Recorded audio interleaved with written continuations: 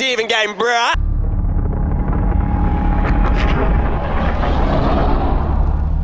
In position. Propelling down. Let's go, let's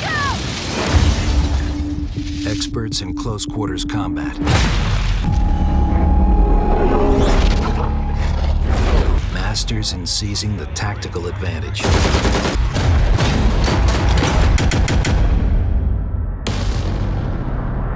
The most elite special forces from around the world. Let's move it! Stay away from the wall! Door barricaded! Prepare grease charge! Go, go, go!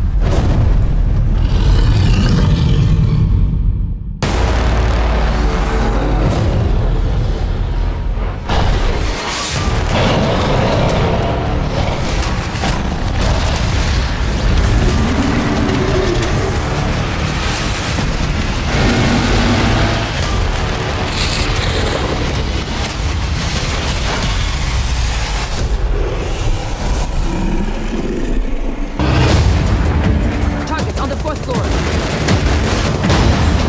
Charges up! Fire in the hole! Follow me! We lost one. Only 4 of us left. Hostage secured!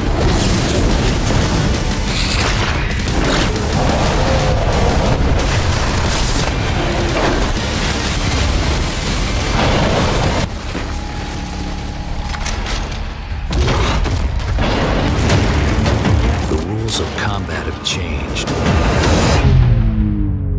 It's time to reactivate Rainbow.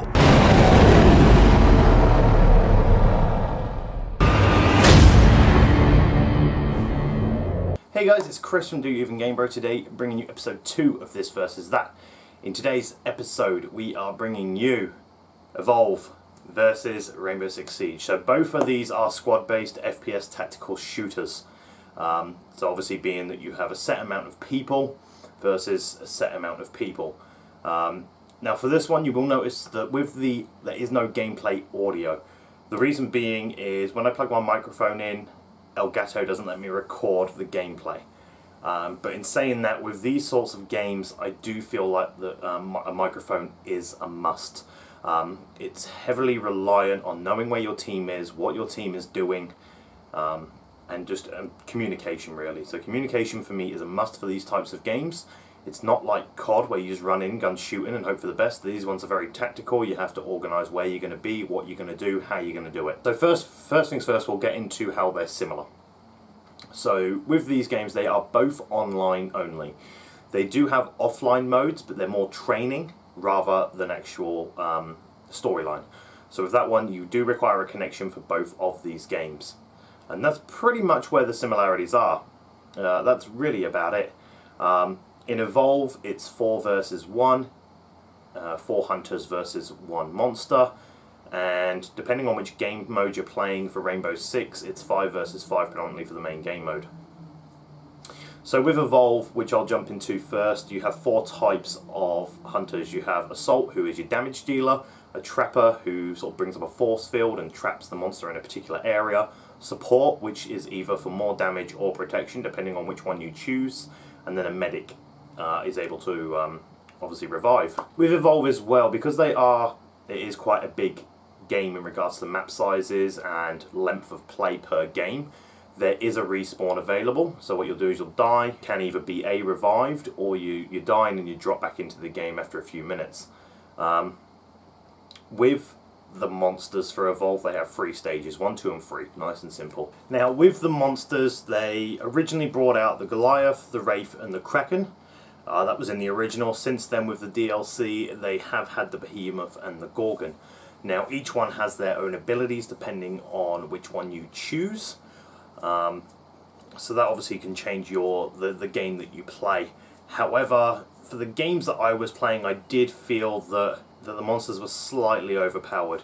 I mean, the great way to play as the monster is to take them out one at a time. Take out one, stand over the body of the dying person so nobody can heal them. Because you can, especially when you're level 3, you can take quite a few bullets So you just stand there, wait for them to die, then they have 2 minutes before they're actually going to drop back into the game. And then obviously instead of playing 4 people, you're then playing 3 people. So that's the best way in regards to those, so for the hunters, you definitely need to work out what you're doing, try and surround it, and try and keep yourself in a position where you're able to move easily. Using your jetpack is definitely essential for the hunters, and make sure you're using it at the right time so that you don't get taken out after you've used it. Normally, depending on who you're playing, a lot of them prefer to literally just run around the map, and I mean run. There is so much running in some of these maps that is just unreal. I probably spent a good half the game just running and running and running, trying to catch up to the monster. Normally then it's not until stage 3 when they're maxed out, they've got the most armor, the most damage, that they either go for you or the power grid. And that's how the game works. So you either A, need to kill all 4 hunters before the drop zone, before you drop back in or get revived, or destroy the power grid. Now the biggest thing with Evolve is, like I said, the maps are huge. It's definitely a teamwork shooting base. So once you find the monster, obviously trap it, and then you've then got to organise to keep obviously the medic at the back, and then get the other guys to just deal damage and kill it, without it obviously killing you or getting to the power grid. The biggest thing for Evolve when it came out was how simple it was. It was really good, it was nice, however, it was very basic, and that was its biggest downfall. After about maybe 3 months maximum, trying to connect to a game takes forever. At one point we ended up just jumping in with bots because we just literally waited so long we couldn't connect to games. It also didn't help that when they brought out the DLC, it was complete bullshit. They brought out new skins, and it was just like hundreds of dollars worth of skins, and then eventually they brought out new hunters, new monsters, and then I believe it was new maps as well. But with that, by that point, by the time they brought those out, the game was already dead. It was dead in the water. It was a great concept for Evolve, but it took off and then it just died. It's just too basic. Like, there's just not enough to do. You're either a monster, and like I said, you kill them or kill the power grid, or you're the 4 guys and you either trap, medic, or assault. You know, it's one of those. So it's very basic in the gameplay, and it was a very basic game, to be honest. They definitely could have done a lot more with it, and they just didn't. So eventually it ended up just dying. Now don't get me wrong, Evolve is a great game. You know, if you've got a bunch of mates, you know, exactly 5 people, it's great to just jump into a group party, have a bit of fun with it, you know, have a bit of a muck around. But it's not a game that I would consider serious anymore, nor is it a game that I actively play. Now with Rainbow Six, it's completely different. Now you have the predominant game mode, which is 5 versus 5. They are very small maps, you know, like a building, a museum, stuff like that. They are very small, and it's all about your environmental destruction. You know, they love you blowing up holes in walls, blowing up holes in floors, in roofs, whatever you've got to do.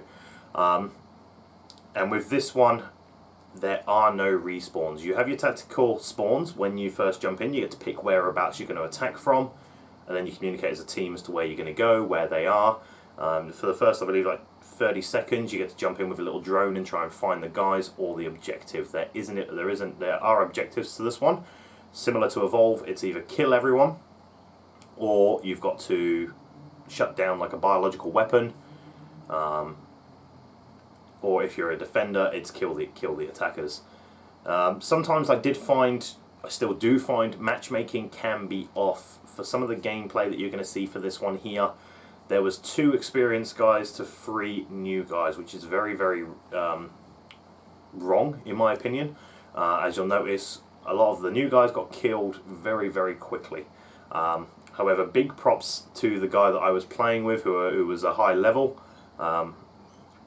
He helped us a lot, and I mean a lot. He told us where to go, what weapons to use, which like Spetsnaz or FBI, which ones to use, which weapons were the best, and how to do it all. So that was fantastic. So big props to him for that. Now, as I said, this is very similar to COD's Search and Destroy. There is no respawn. As soon as you die, that's it. Game over for you until the next round. Now, like that, it does work where you're an attacker and you're a defender, and then you attack and then defend. And I believe it's best of 3. Now the difference is with Rainbow Six is that they do have a separate game mode, which is called terrorist mode, which is a co-op, or you can do it single, so whichever one you'd prefer. And all it is just waves of AI. You've just got to go in and just kill all the AI, and they just come in waves and waves and waves. More similar to, obviously, to COD Zombies. And obviously I don't want to compare it to COD too much because they are two completely separate games, but it's just the easiest one that I can compare it to without throwing you guys out of what exactly it is. All in all, I feel that Rainbow Six has done it perfect. What they wanted to do, they've done. It works really well with what they're aiming for, and to be honest, I can't get enough of it. I absolutely love Rainbow Six Siege. Ever since I picked it up, I've just gone and gone and gone and gone and gone. It's a brilliant game. Evolve, hadn't picked up for about a year. It was literally for this video only that we played it again. We all agreed, yeah, it was great to get back into it and have a bit of fun, but it's not, like I said, it's not one of those games that you can just play around with, just jump on, have a bit of a laugh and then jump off. You definitely need to have something pre-organised, you know, have a team organised so that you guys can actually fully enjoy it, because playing bots isn't that fun. So yeah, all in all, if you've got to pick one, it has to be Rainbow Six straight off the bat. If you have Evolve, keep it. If you've got friends that play it, keep it. You know, try and organise a time to get on. It's one of those games that you can sort of go back to, have a bit of fun. And then cool, go, you know, sweet, I've had a good gaming day. Rainbow Six is definitely competitive. It's definitely a lot more fun for me personally. So yeah, thank you guys for watching, and I'll see you next time.